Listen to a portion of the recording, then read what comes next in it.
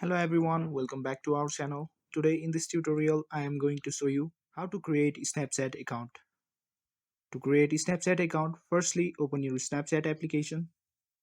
After that tap on sign up button which is in blue color. After that tap on allow button for everything that pop up. Now write your first and last name. After that tap on continue. Now choose your birth date. After that tap on continue. You can either change your username or choose the username that has been given to you by Snapchat by default.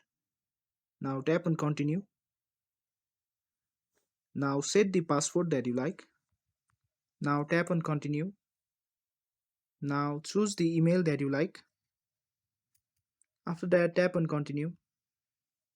You can skip the step for adding a phone number. For that tap on skip at the top right corner of your screen. You can either add all the friends that you like or you can skip this step as well.